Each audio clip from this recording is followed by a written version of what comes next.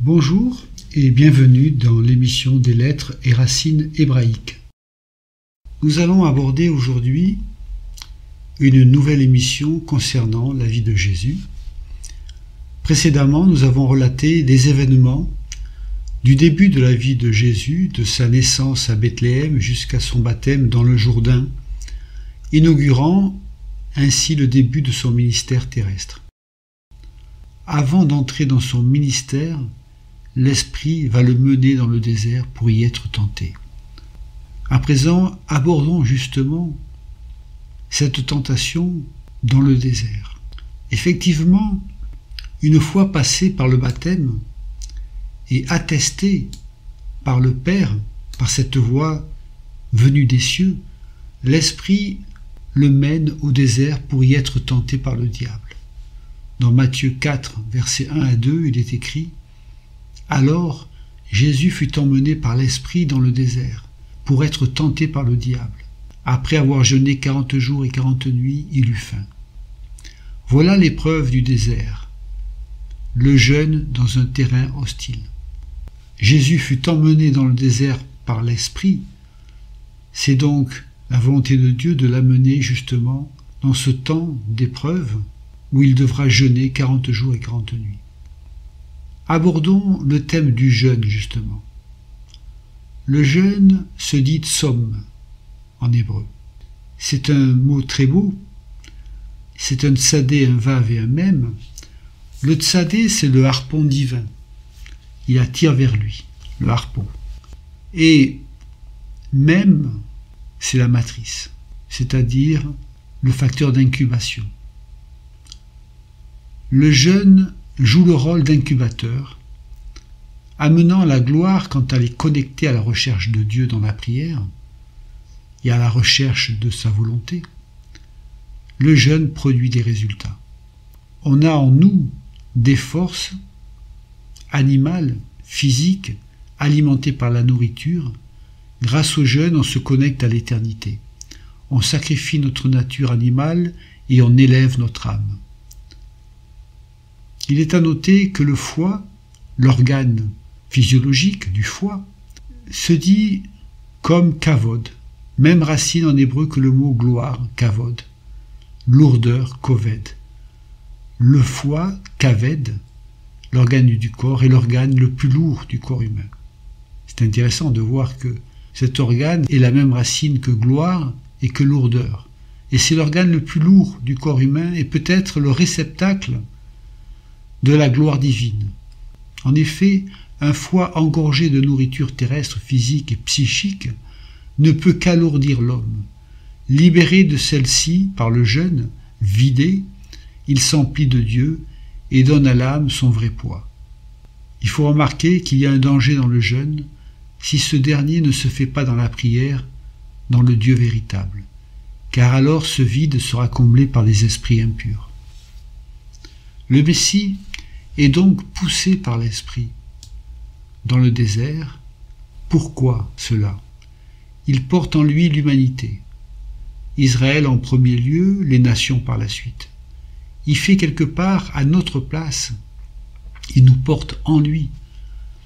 Il fait à notre place la teshuva, le tikkun, c'est-à-dire la réparation. Lors des tentations, aux paroles du tentateur, Jésus répondra. Il répondra par la Torah, parole reçue par Moïse justement dans le désert. L'épreuve est sur une durée de 40 jours. 40 étant la valeur numérique du même, c'est-à-dire la matrice. Comme le peuple est resté 40 ans dans le désert, midbar, c'est-à-dire matrice même de la parole d'avar, Jésus jeûne 40 jours dans le désert. 40 est une épreuve à franchir et à réussir, et au bout de cette période, le diable vient le tenter. Le diable va tenter Jésus en utilisant les textes de la Torah, manipulant la parole de Dieu, et Jésus répond par sa parole, par la parole justement de la Torah.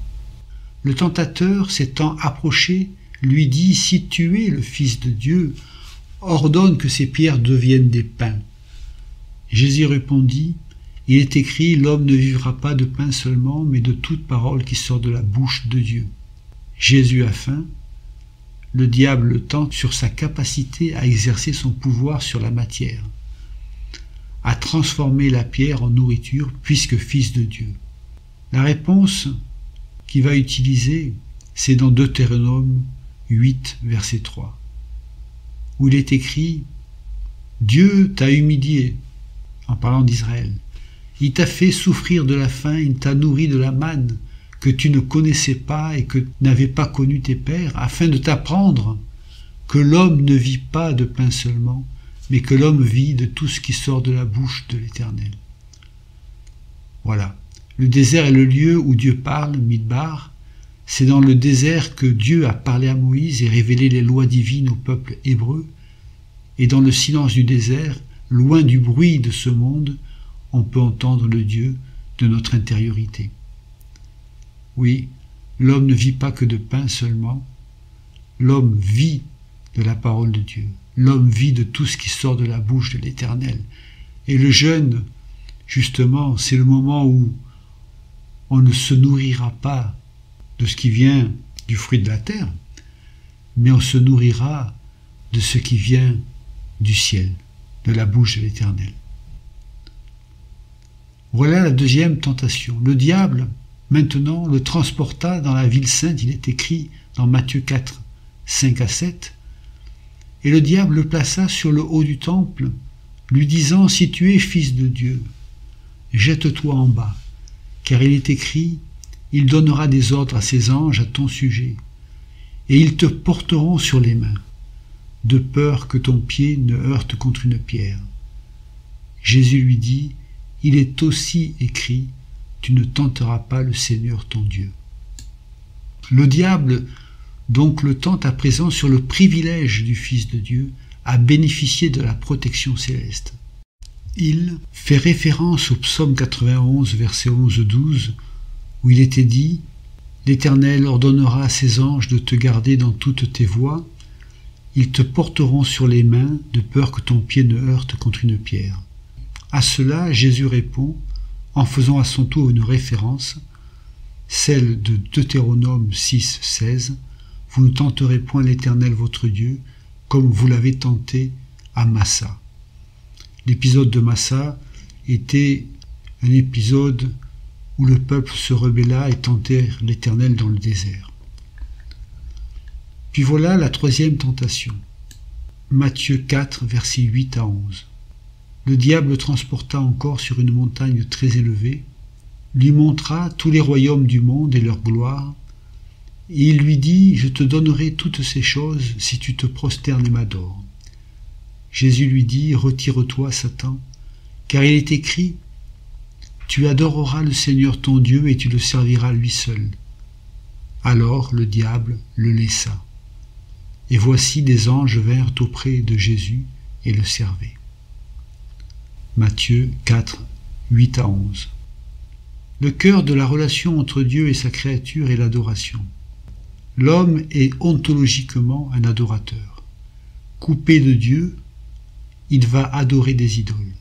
Mais fondamentalement, il a été créé pour adorer Dieu. Le diable cherche l'adoration de l'homme, car jaloux de Dieu en quelque sorte. Dans ces trois tentations, on peut retrouver trois failles ayant occasionné la chute d'Adam et Ève dans le jardin d'Éden. Premièrement, incitation à l'appétit naturel. Vous pouvez manger de tous les arbres. Ça parle de la jouissance. 2. Incitation au gain personnel. Vous ne pourrez pas. Vous ne pourrez pas mourir. Vous ne pourrez pas. Cela nous parle de la possession. 3. Incitation à la gloire du monde. Vous serez comme des dieux. Cela nous parle de la puissance.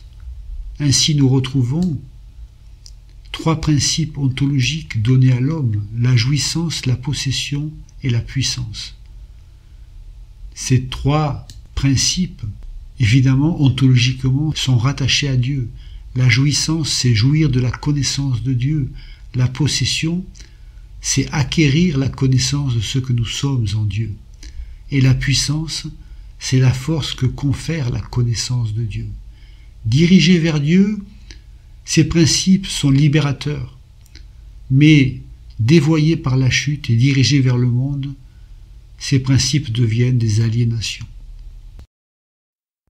Après l'épreuve du désert, nous allons voir maintenant le début du ministère de Jésus près des hommes. Les noces de Cana. Jean chapitre 2, versets 1 à 11. Je lis. 3 jours après, il y eut des noces à Cana en Galilée. La mère de Jésus était là, et Jésus fut aussi invité aux noces avec ses disciples. Le vin ayant manqué, la mère de Jésus lui dit, « Ils n'ont plus de vin. » Jésus lui répondit, « Femme, qu'y a-t-il entre moi et toi? Mon heure n'est pas encore venue. » Sa mère dit au serviteur, « Faites ce qu'il vous dira. » Or il y avait là 6 vases de pierre, destinés aux purifications des Juifs, et contenant chacun 2 ou 3 mesures. Jésus leur dit, « Remplissez d'eau ces vases. » Et ils les remplirent jusqu'à bord. « Puisez maintenant, leur dit-il, et portez-en à l'ordonnateur du repas. » Et ils emportèrent.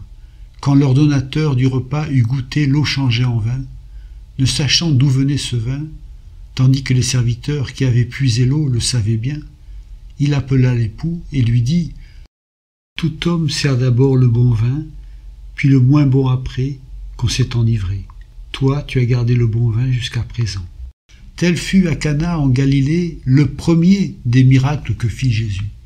Il manifesta sa gloire et ses disciples crurent en lui. Voilà, c'est un long passage, mais c'est le début du ministère de Jésus, les noces de Cana. Jésus débute donc son ministère par des noces, les noces de Cana. Pourquoi? Quelle traduction donner à cet événement? Cana, et Kof, Nun et He a le sens d'acquisition, de rachat, Cana. Jésus n'est pas seulement venu faire un miracle en changeant l'eau en vin, il vient chercher à acquérir une épouse. Le but du messianisme est le mariage entre le ciel et la terre. Marie, sa mère, l'accompagne. Elle traduit le pôle féminin, c'est-à-dire la matrice par qui tout commence. Elle est là, et le Fils démarre son ministère, se dirigeant du pôle féminin, il vient de Marie, pour aller et retourner au final vers le Père. Faites ce qu'il vous dira, dit-elle, révélant à présent la soumission envers son Fils, le Seigneur.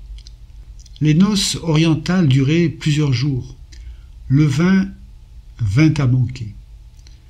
Mais il y avait de l'eau. Il ne peut pas y avoir le vin s'il n'y a pas l'eau qu'on mettra dans les jarres. Ces jarres étaient destinées au rite de purification. Il y a un sens derrière ce détail, un contraste entre l'ordre ancien et l'ordre nouveau, entre le ministère de Moïse et celui de Jésus, entre l'ancienne et la nouvelle alliance. Tout cela est à l'intérieur d'Israël. La nouvelle alliance est avec Israël. Les nations sont au privilège de cette grâce. Le messianisme a une portée, en effet, universelle. Les jarres devaient être remplies entièrement, et pas partiellement, pour que l'eau devienne vin. L'eau, maïm, et je le répète, nous parle de matrice. Tout commence par les eaux. Le vin, c'est yaïn, et ça nous parle de l'effervescence, de l'ivresse, de la jubilation. Le vin est en relation avec les festivités, le mariage. Jésus, avant sa mort expiatoire à Golgotha, et durant le repas de la Pâque, la Sainte Seine, dira qu'il ne boira plus du fruit de la vigne, c'est-à-dire le vin, avant la venue du royaume du Père, les noces de l'agneau. Le vin, bien sûr, est en relation avec le sang est en relation avec la vie est dans le sang. L'alliance par le sang est une alliance de vie, la vie éternelle. Dans Matthieu 26, versets 27 à 29, il est écrit, en parlant de Jésus, « Il prit ensuite une coupe, et après avoir rendu grâce, il la leur donna, en disant « Buvez-en tous, car ceci est mon sang, le sang de l'alliance qui est répandu pour plusieurs pour la rémission des péchés. Je vous le dis, je ne boirai plus désormais de ce fruit de la vigne, jusqu'au jour où j'en boirai de nouveau avec vous dans le royaume de mon Père. » Le miracle de l'eau changée en vin. Il y a 6 jarres de pierre remplies d'eau qui sera transformée en vin. On peut donner beaucoup d'interprétations sur ce miracle. Je donne quelques pistes. Le 6, puisqu'il y a 6 jarres, nous ramène au 6e jour, le jour de la création de l'homme Adam. Les jarres de pierre, pierre c'est Even, représentent l'homme en communion avec Dieu, par l'alliance, puisque Even, Aleph Bet Nun, peut se lire par le Père, Av, Aleph Bet, avec le Fils, Ben, Bet Nun. L'Église sera justement une construction de pierres vivantes. Ces jarres sont remplies jusqu'à ras-bord, plein d'eau. C'est la parole de Dieu. L'eau devient vin, la parole prend vie, source de jubilation et œuvre du Saint-Esprit. Comme dit l'évangile de Jean, tel fut à Cana en Galilée le premier des miracles que fit Jésus. Il manifesta sa gloire et ses disciples crurent en lui.